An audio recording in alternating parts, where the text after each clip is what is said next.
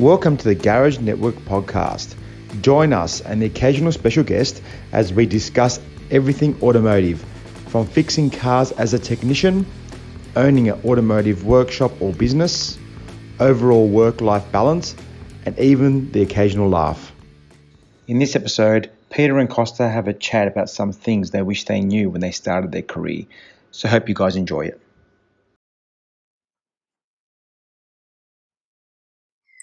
G'day, Pete. How you going? Hey, good, mate. How are you? Very good, mate. Good seeing you again. So it's you again. Yeah. Long time no speak. It's been a while. About 15 minutes. Been a while. Yeah. How's things? Mate, not too bad. Getting there. Obviously locked down at this stage, but definitely getting there. So it's good. You know what? Your hair's looking far sharper than last time. What's the go there? Can you see that? Yeah. My daughter cut it. My 9-year-old daughter cut it. So it's a little bit not right, but you know what? She had a go, which is the main thing. Mate, you know what? To me, it looks like a talent. Looks like she's definitely got the talent for it. It's all about having a go. That's exactly. Well, you know what? That's actually pretty good. You said that nice, and having a go young. It sort of falls in mesh with bit of what today's conversation is going to be about. Yeah, man. So I think just for the listeners that are actually listening to this, a bit about this sort of conversation that we're going to have today is a bit about some I'm not going to say tips, but some not even advice, just a bit of a chat about if you are just starting out and or even ourselves when we were starting out, things that we should have maybe put a bit more emphasis on, or something we should have concentrated on a little bit more. I'm not going to say mistakes because I don't really believe in mistakes. We learn from them, so they're always learning curves.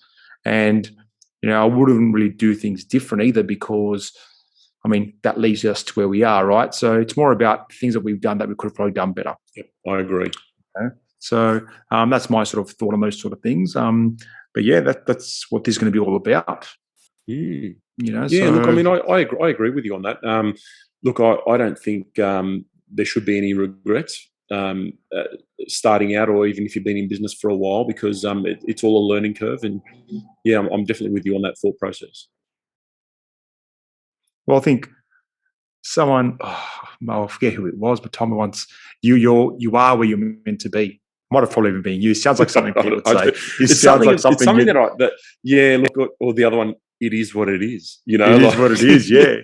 You are where you're meant to be, That just stuck in my head. And then, which is good because it gives you this is where you are now. How are you going to move on to your next step that you want to be at, But something stuck to my head. Yeah, but I won't fill this up with silly quotes, but that's just...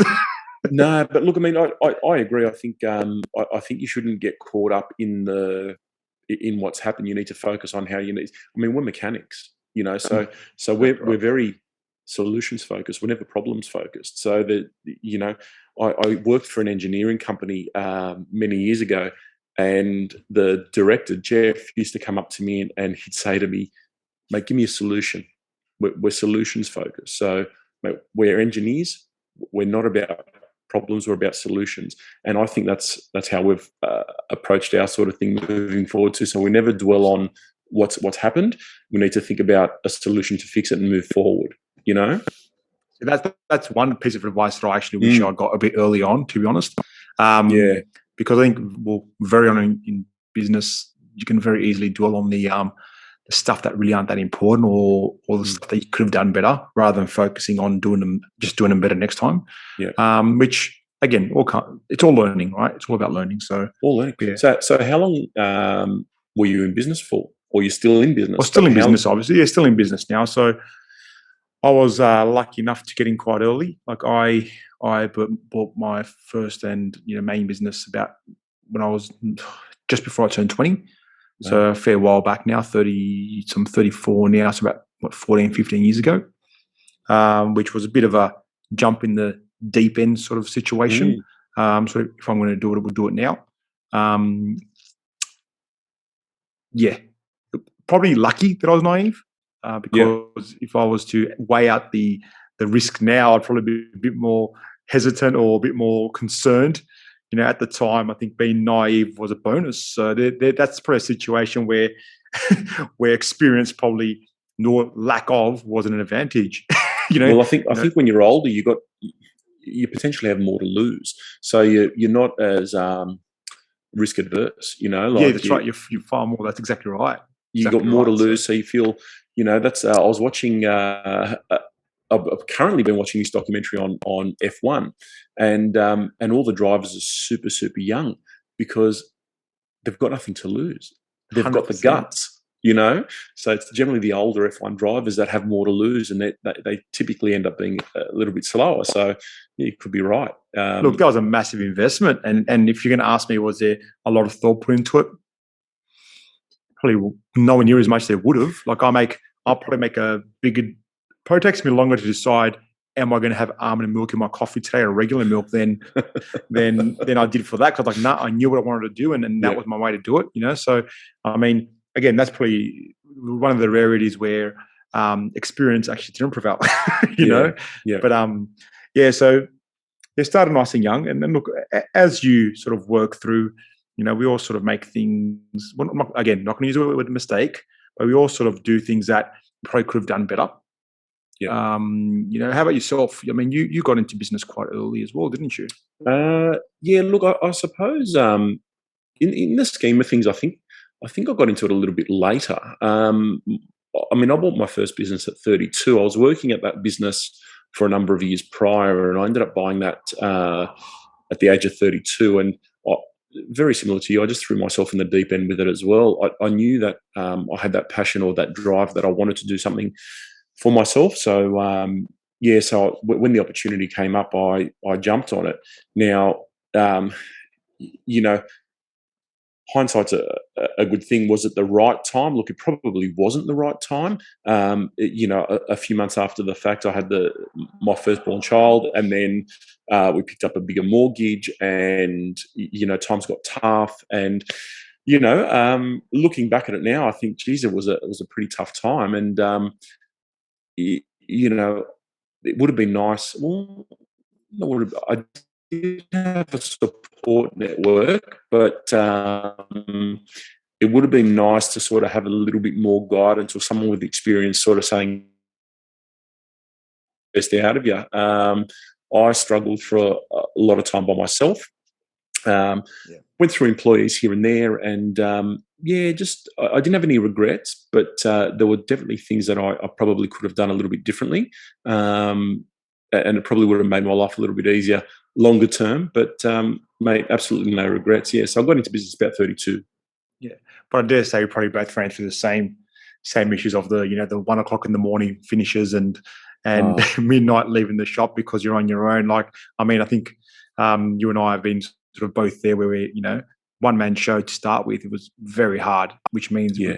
heavily relying on you not only running a business but also churning out the work. Mm, Which you're probably right. yeah, Sort of surrounding yourself with the right people early on is probably yeah. a good tip that you have. That's a great idea. Yeah, look, I think that's a massive.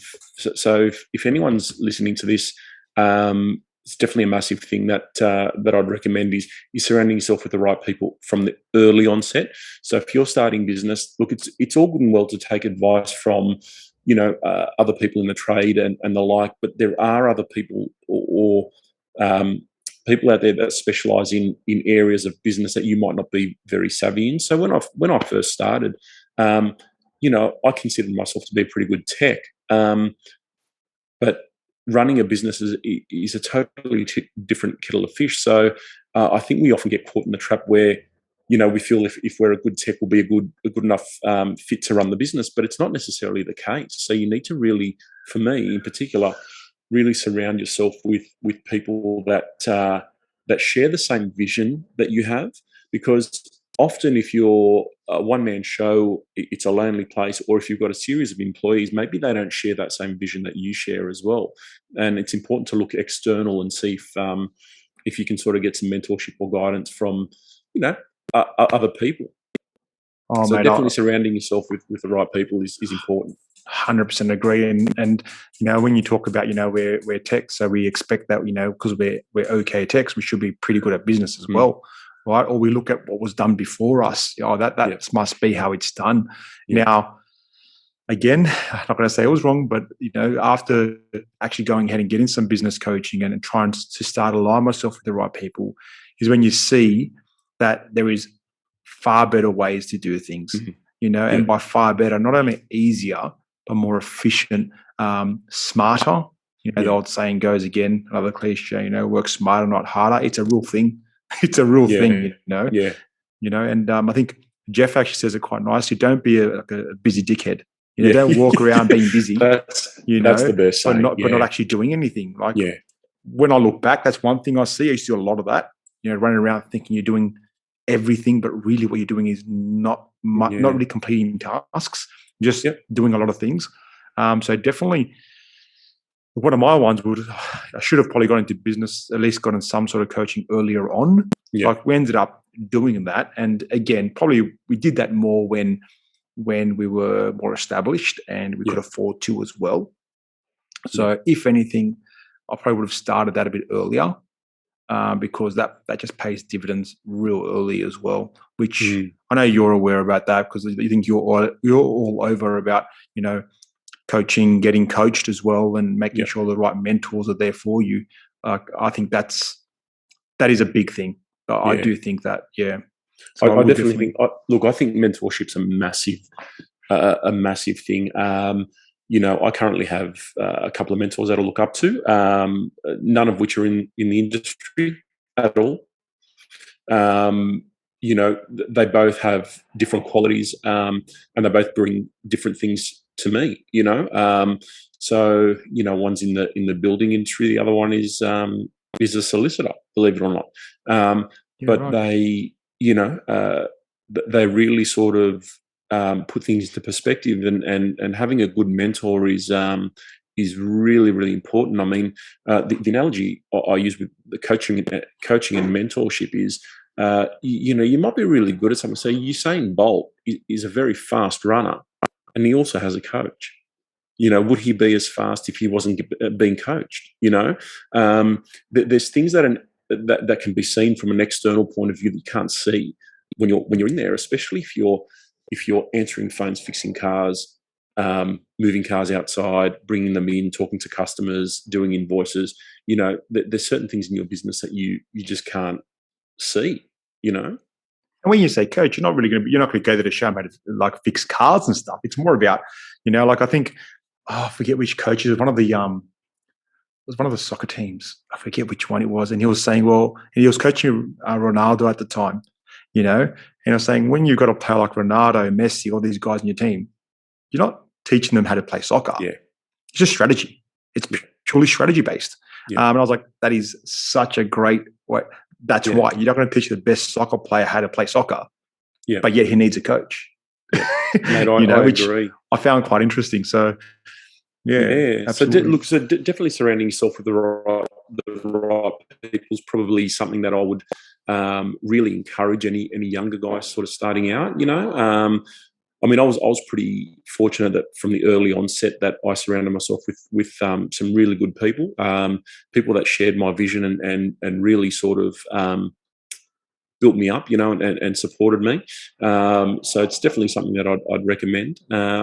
So now I'm going to ask you, if there was something that you could tell your younger self, in particular, what would it be? Look, if I want to say younger self, let's say real young, so early on in the trade, I'd definitely say ask more questions. Yep. And maybe I'm seeing this more now because obviously I do a bit of apprenticeship training, and I'm seeing that sometimes when you explain something, you know that people haven't gotten it, so you try to repeat again. And I wish that when I didn't get it when I was at TAFE, I did ask more questions. Yeah. Because now being on the other side of the fence, I realize that as someone who's trying to teach something, I want to know if you don't get it so I can try again. Whereas when you're younger, you don't want to be the silly boy and the kid always asking questions. Most of the time, I found that one person asking a question is sort of a lot of people have the same thought. Yeah. You, Yeah. you know, so I really wish that I did ask a lot more questions in my early stages, not just through TAFE, but even in the workplace as well. Yeah. Rather than just doing what I'm told, actually asking, you know, why am I doing this? Yeah. Because I know some people sort of give a bit of flack to, either trainers or even just some bosses, right? But you got to remember a lot of independent workshops, not even independent, but dealers as well. So those mechanics that are teaching the apprentices, they're not trainers. They Of don't course. understand the process of actually training. They just know that go and take off that wheel cylinder, right? Yeah. But they don't understand the process of, wait a minute, maybe this apprentice needs a bit more attention, Yeah. or maybe a different way explained to them on why we're doing this. Yeah. I have found that a lot of people learn differently as well. So and with me, I'm a very visual learner. I want to see something be done. I should have probably asked more questions or show me what to do before I do it, rather than sort of just going in and doing things, which again, but on the positive side of that, it made me sort of want to go and learn myself. But I mean, it would have been nice to ask more questions. I Yeah. think that's a big one, especially at your apprentice stage, if you are in that position, Yeah. because that's your time to learn. That is your time where there is no wrong question. Yeah. Which there should Yeah. never be a wrong question, but as we get more experience, our ego gets in the way, and you know it all, and but your apprenticeship time is like the time to really ask all the questions. And I think it's important to be really subjective as well. Like, you said, um, that if you're getting trained by a tech, he's technically not a trainer. Now, at, at the other side of the coin is, he might teach you one thing, and then you might be shown the same thing, but in a different way by another. 100%. you know so you've got to take it with a grain of salt. And we were just talking that when we're employed, you start to think that, well, my boss did it that way, that's the right way to do it. But you've got to really pull yourself out of that, and take a different view and say, okay, well, start asking the questions why. Like, That's right. is this the right way? Just because it works for him, is that the right way? Or just because it works for him, should I run my show like that? Well, we've been doing it that way for many years. Doesn't mean it's right. Well, it's You know? understanding the fundamentals. Why are we doing this? How Yeah. does it work? Because, and I try to get this across to the apprentices that I teach. Like, it's first, what is it?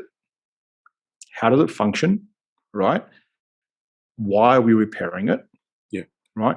And then, if you design your own style on how to do it, well, as long as you understand how it works, why you're repairing what you're repairing, but you've got a different way to fix it. Like, how many ways is there to pull an engine out? Yeah. 30. Yeah. Absolutely. What works for Absolutely. you, and efficiently, and also safely, right? Yeah. Which, again, going back to the business stuff, what works for your business? Yeah. What is your goals? Which, again, there's always more than one way to skin that cat. So Yeah. Well, that's we're what. working. I mean, because we're working together with a couple of people, and what works for one business may not necessarily work for another, and there's different Absolutely. ways to do things. So you've just got to find the most effective, and what works for you. And like I said, I mean, look, I've worked at places that they've just been caught in that sort of revolving door where they've always been doing it that way. Yeah. I've always been doing it that way, so we just keep doing it that way. Well, Absolutely. just because you do it that way doesn't necessarily mean there's not a better way to do it. Absolutely. So yeah, so I think you've got to be very, very subjective. Surround yourself with the right people, and really sort of take a step back and look at things from a very subjective point, more like a helicopter view, where you sort of it's very high level, and you're viewing from the top, so you can see what areas of the business that you need to sort of address. Absolutely. And I'm guilty of it. It's hard to do when you're in the business. Yeah. To take a step back and have that sort of external view, because we do get caught up in that day to day. So I think having some skills to sort of learning the skills to teach you to sort of take that view is very important. Yeah. Very Well, I mean, important. look, when we started moving through business, and I've been coached before a couple of times, some of the key things that I took away from it weren't mechanically related at all. They were just techniques in order to prioritize tasks and in order to get the best out of me. I remember attending this camp, this business camp one year. It was a 3-day camp, and it was just full on. I came back with like a million ideas, and I just couldn't implement any of them. I'd implemented none. So I had 50 ideas, and all of which were half done because I just didn't have the tools in my arsenal to do it. Of course. I could build a 600 horsepower engine, but I couldn't run this business. Yeah. So and what ended up happening was as I was getting coached and mentored, I was being taught techniques to prioritize tasks and things that you just don't think of as a business owner that make the difference. So it was really important to me that learning these skills, very much like learning your trade or your craft. Yeah. You do your apprenticeship, you might do a second dual trade as a auto electrician, and they're skills that you learn. But a lot of the other back end stuff you don't learn. So Absolutely. so it was really, really important for me to sort of learn those, and that were the skills I started developing over the years, and it was through external sources that I was developing those skills. And on those sort of skills, and you touched on skills as well, probably one thing that I probably should have done, which I think a lot of us don't, because just, once we're qualified, we know it all, right? Was, continual learning, continual training. Yeah. It was weird. Like I once got my qualification, I'm guilty. I thought I knew it all. So, that'll do me. Did my Cert 4 as well. I was like, yep, I know more than everyone else because I've done a certificate 4 in diagnostic, right?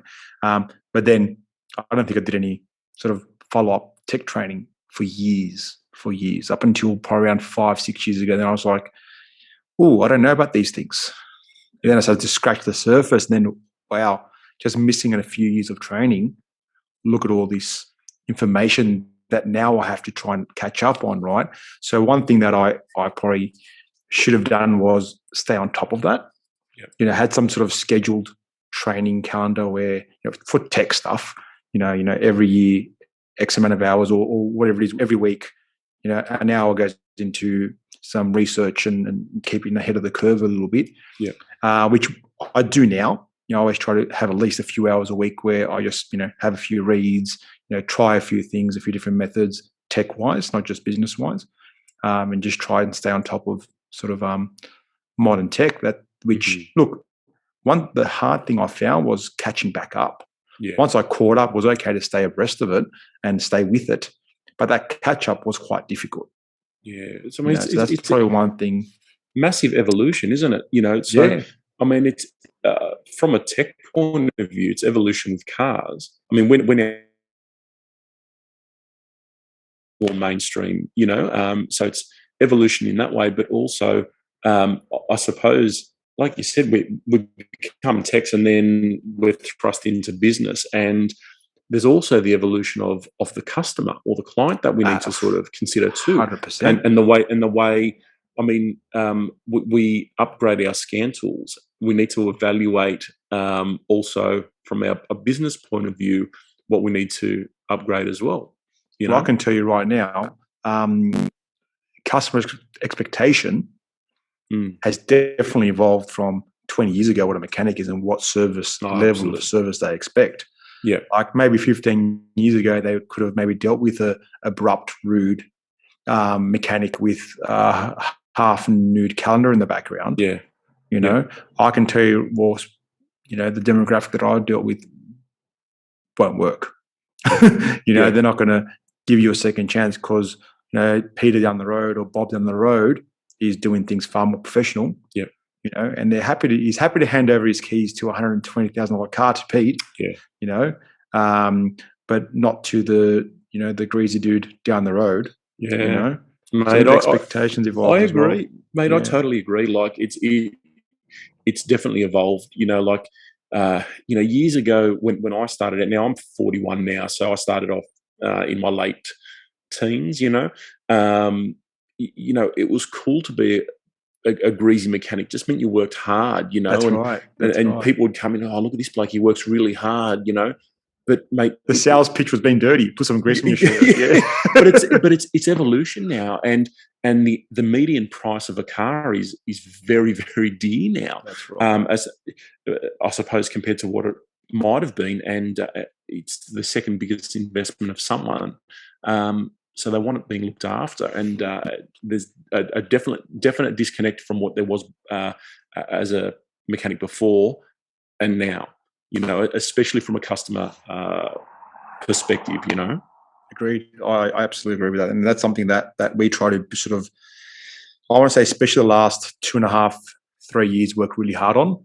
Yep. Is that the sort of how we communicate with our customers. Like, we were pretty good already, but even just especially now with COVID, the whole contactless evolution and all that sort of stuff, sort of be on the forward thinking. We talk about that, and try and make sure that we are preempting customers, not only expectation but their concerns as well. Which I think it's and look, I'll be honest, it's made my life easier. Yeah. The more we've focused on that, because right now we're so systemized that it almost feels a bit too easy. Not too easy, because that's the wrong way, but it feels like it's organized. Yeah, I think you get a bit more of a flow on. Nice flow now. You're not chasing your tail. I know what to expect. You know what to expect. Systems processes, definitely. I mean, that's probably another conversation in its own right. Altogether, we won't get into that. That we might spend the next 6 hours talking. Yeah, definitely something that, and like I said, surrounding yourself with the right people. These are the people that sort of that are very subjective in their way of thinking, and really challenge your way of thinking to get the best out of you as well. So, that I think having an external source is key, especially if young guys are starting out and they, want to progress their business, or they've got a vision. It's important, in my opinion, to make sure that they surround themselves with guys that share that vision as well. And it might not necessarily be someone in the trade, or but you've got to have support. Absolutely. Yeah. So, mate, I think that's pretty key. Education for me has been massive. Educating staff, educating myself, not just in tech, like you said, but also evolving different skill sets that you acquire over the years. And talking about education, what about educating your customers? Do you feel that's a bit of a part in your business as well? 100%. Yeah. I dare say you're not so scared to say no nowadays. So that's one thing that if I could have told my younger self, it would have been it's okay to say no. I think by default you get caught in the trap of just trying to make ends meet. So you just say yes to everything, because and we just spoke about this, where just because it was done one way by your boss or your peers doesn't mean that it's necessarily the right way, or there's no better way of doing it. Because it was instilled on me that more cars, more money. Absolutely. Early on, we do more work. I mean, why have you only got 3 cars in the door? Let's get 5 or 6 cars in the door. Like, more cars, more money. But I think off the back of that, what ended up happening was my thought process was more cars, more money. But then I was saying yes to jobs that I probably should have said no to.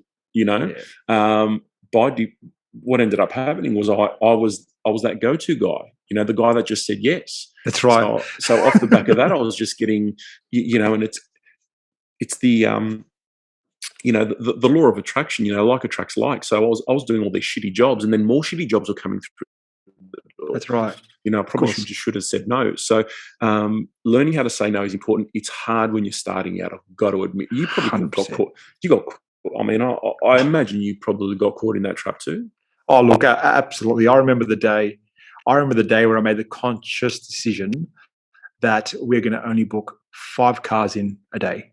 Yeah. From like 15 to 20, right? Like volume. The more you work, the more you make mentality, which because that's how it was done. That's Yeah. how, because my father was a mechanic, that's how he did it. So I'm going to follow the way he used to do it, right? I remember because my man was still used to come to the workshop quite often. He had his little veggie patch there, and would come and park cars for us because we had so many cars to deal with. He'd have to come and move cars around because we didn't have parking for them. I remember the one day he came in, he was like, "Oh, very quiet today." I go, "No, we've only booked in 5, but it's okay. It's what we're trying to do something." Could not understand it, right? But luckily that, after a couple of weeks of doing this method, it showed him a few, hours sold and all that sort of, some comparables, the average sale per car, what does that mean in the end? Explain a few things. I mean, not going to lie, there was a lot of pushback until he saw the numbers. Yeah. And then realized, he actually turned and said, "Okay, I won't, you got this. You're good. I'm going to go. Do you guys want barbecue? What barbecue do you guys want? Sausages or hamburgers?" He was like, "Yep, that'll do me." But that was, on his behalf. Credit to him because he was been doing it one way for a very long time. Yeah. But was willing to understand once he physically understood what was happening. It was okay to let go. Yeah, absolutely. Which letting go is quite hard. It is, and that's the evolution as well. You know, and there'll be evolution in 10 or 15 years' time. If I don't have a son, but if I did, and he decided that he wanted to get into the industry and take over the business, he would do things very different to the way I do them. Absolutely. And it's not because I'm doing them wrong; it's because I've probably failed to evolve with the customer or with the evolution of customer service. It's very different to what it was. Back then, cars are different. Customers might want more time spent on their car. We're booking less cars. We can spend more time on the car. They're clean, they're tidy, they're sanitized. That might be something moving forward. Your value aspect goes much higher, doesn't it? Absolutely. Which again, different discussion, but just so the listeners get across the line. We're doing, we're booking less cars, but we are making more money in the end, right? So it's not about just the no point having 50 cars come through at $100 a car. Why not have 5 at 1,000? You know what I mean? Well, and that's when you say, if you continue to say yes all the time, you fall into that trap. That's what you run out of time. You run out of time. Realistically, you run out of time to do the right thing by your customer. You run out of time. Just definitely focusing energy back into the customer is definitely something that we really enforce. But definitely saying no. And we shouldn't say. And look, we should be probably clear when we say no. It's not a hard no. It's a polite no.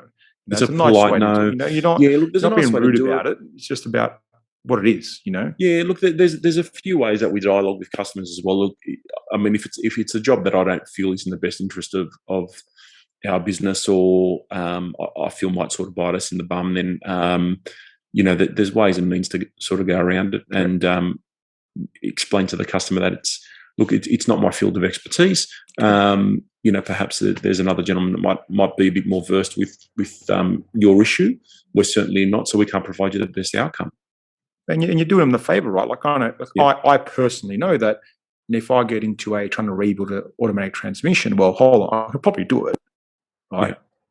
Yeah. But I can probably also not do it right, So I've got no problem sending that away. I know the customer's going to have a pretty good experience with my sort of network of guys. I know that, it's going to be trouble-free. My warranty's going to be fine. It's okay to say somebody else can do this. Yeah. Mate, I totally agree. So saying no is a massive one. So look, why don't we recap? Yeah. Let's recap. So you asked me if I was my younger self, what advice would I give myself? It's okay to say no. That was one. Surround yourself with the right people. Definitely another. So, if anyone's sort of listening and wants a little bit more advice on it, that they can, comment or even, get in touch on here as well. And more than happy to sort of point them in the right direction. But definitely, mentorship and coaching was definitely one thing that that I found helped me a lot as well. So saying no is definitely one that I'd want to tell my younger self. It's okay to say no, and definitely sort of surrounding yourself with the right people from the onset is definitely one as well. What about Absolutely. you? So if I had to recap, I'd say definitely asking more questions. Yeah, If you're not sure of something, ask why, how, what are we doing? Definitely. Definitely carry on with my training. So once I've finished my qualification, both tech wise, anyways, stay on to my tech training and stay up to date with all the new tech and any training courses, attend them and do all that sort of stuff that I'm doing now. Definitely business training as early as possible. yeah, And when I say early as possible, I mean literally as soon as I've yeah, got extra money in the account, start. That's definitely one thing that I'd look into. And probably one that I'm only sort of realizing now as I'm getting older is definitely looking after the bit about the body and the mind. mm, Um, I always did a pretty good job as at keeping healthy, like body yeah, wise. I always made sure I did always eat quite well while I was in my trade. Anyways, after I turned like sort of 18, 19, I was very health focused. So I did look after my physical health. So, eating well, training every day at the gym, which I do feel has helped with potential, injuries at work as well. yeah, Strengthening muscles that you don't normally use and all that sort of stuff when you go to the gym. So definitely, I'm happy with that side of things.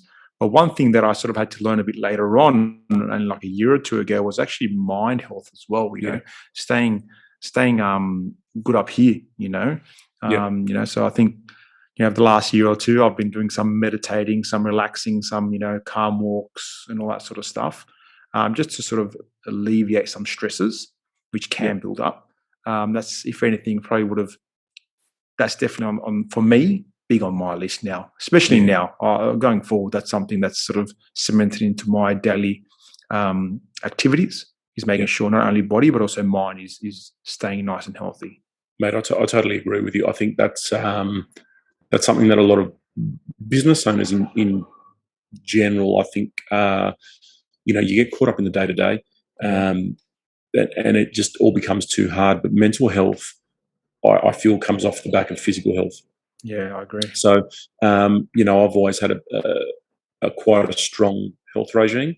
I train quite often, and like I said, surrounding yourself with the right people. So I actually make sure that I train a couple of times a week with a couple of different guys. Who are one in particular is a friend of mine, but I'd also consider him a bit of a mentor to me. But I make sure that health and well-being is definitely at the top of the list because um, I find that my performance in the business is of a, 100%. is directly correlated to my physical.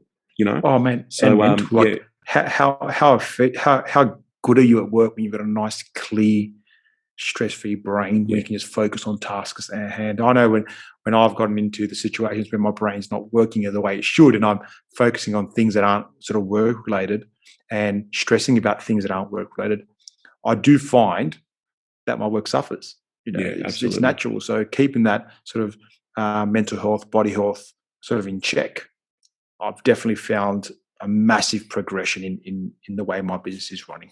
Yeah, no, I totally agree. Mate, I think that's a trait of a lot of real top end successful entrepreneurs is they keep their body Yeah, and health in check, and it also then adversely affects the mind to positive absolutely. outcomes. Yeah, no, definitely. I think that's one good point that you've just raised just then. Especially like now, we're in lockdown for the guys that are in Sydney, well, most of Australia now. Yeah, You can get very work home situation. You yeah, can't catch up with your friends and you can't have a bit of a chat with them. So I would encourage. I know that I've stuck to a few of the guys every Friday. We would catch up for dinners. We make sure now we have a Friday chat with them instead. We yeah, might call them on FaceTime and 3-4 of us will have a hour 2 hour long FaceTime session. Things like that I think help me. yeah. So just try and put something in place where you are looking after that sort of side of yourself as well. Yeah, and I think it's about routine as well. So, Routine helps. Yeah. so making sure that you've got a routine, and I think that affects your business as well, or that's an impact. You need routine, and you need to be organised. So Yeah, when I say absolutely. routine, you've got to work your health program into your routine, and it could be. And my routine's early in the morning before I even turn up to work. Yeah, you're a weirdo. You know? You're a weirdo. Like I think. I'm not about it, but mate, you're weird. Well, Yeah, no. I had to try to make I'm I had joking. to I'm try to joking. make, no, it's all good. I had to try to make the time at some capacity because what I found was obviously having a family and a lot of things Yeah, on the go. The afternoons just didn't cut it anymore. yeah, You know, so I had to absolutely. think of something different. And look, I think for anyone that trains in the afternoon and you train in the afternoon, if you tried a few morning sessions, even if you're not a morning person, you'll find it's hard to wake up. But once you're there and once you're active, you can really hit the day with vigor. Uh, Come about 3 o'clock, you're a bit hammered. But, Yeah. when I Look, was training, I'm only to look. I'll be honest. I'm only saying that now because I've got more flexibility. But definitely when I was in the workshop, look, morning things sometimes 5:30 a.m. I'd be at the gym. yeah, It is what it is. And you are right. I do find even a walk in the morning, yeah, you starts your day starts different. I yeah, find yeah. But starts your you brain got to feels work that into the sharper. routine. Yeah, yeah. So yes. So I'm just teasing. Just teasing. No, it's all good, all good. No, but you definitely have to work it into the routine. So if anyone's starting out, look, yeah, I mean, look, early on in the piece, I was like you said, I was always into my health and fitness, but it did suffer when I was starting out business, and I was that guy that kept saying yes, and then I Yep. didn't have time for myself, and I'd lost a lot of weight, and I was burning the candle at both ends. I was working very long hours. I was It doing happens. I was doing, uh, long hours. Like I was doing my Monday to Friday, Saturday, and Sunday consuming with paperwork that I didn't have the chance to 100%. do. I'd lost a lot of weight. I didn't feel very healthy, and it was. I suppose it was just that revolving door, or you just got caught in that trap. But then, surround yourself with the right people, and you can sort of work through it. There's better ways, and more than one way to skin a cat. So there's better ways to do things. And but yeah, I just worked it into a better routine. Agreed. I Yeah, absolutely 100% agree. I think we've there all you been go. there, so I definitely All agree. been there. All Yeah. been there. Well, awesome. So I think, how do you feel about that, Pete? I think that'll do us. I reckon. What do you reckon? That'll do us. We I don't think that want went to. okay. I We hope I don't want wasn't to. rambling on too much. No, it was excellent, but I don't want to keep going because then we have nothing else to talk about next time. Ah, that's right. That's right. Yeah, Keep tuned. Stay tuned. yeah, we've got to keep everyone semi excited. So On their guys, look, toes. I think we're gonna probably be doing a fair few of these little series of different conversations with different people, either in and out of the industry. Um, I would love to hear from our listeners or the guys in the private page as well. If you guys are listening, if you have anyone you think would be interesting, you want to hear from or learn from or anything like that, let us know. We'll try and make it happen. Otherwise, we always we can always ask Pete because he's a master of all knowledge. If only he had a I'll work it beard, into I'd my call him the routine. wizard. If you kept that beard, I would have called you the wizard, but you've lost that. Oh, You've lost that. it's gone. No. And I'll work it into my routine. You can always look for anyone that's watching. If they've got any questions, they can comment. I'm assuming this is going to become a post at some stage. It'll be a So post they at can. some stage. It is going to go on our podcast as well, guys. Awesome. So guys, think about this, right? So if you're in the private group chat only, keep in mind we have a YouTube as well now. So you can have a look at this video on the YouTube. We also have a podcast, so you can find this on a podcast as well. And vice versa, the guys listening to the podcast or maybe seeing this on YouTube, we do have a private Facebook page only for technicians only. In case you're looking for it, it's the Garage Network. It's the Garage Network as a YouTube channel. It's the Garage Network as a Facebook group. And it's also the Garage Network as a podcast channel. So Awesome. find us, share us, let everyone know what's going on. And I think we're done, Mate, Pete. What do you reckon? thanks for the chat, man. That was awesome. Yeah, it was good. I actually took some notes, so I'm going to take you up on a phone call later on. All good, All right, guys. mate. All good. Take Bye care, from guys. us. See you.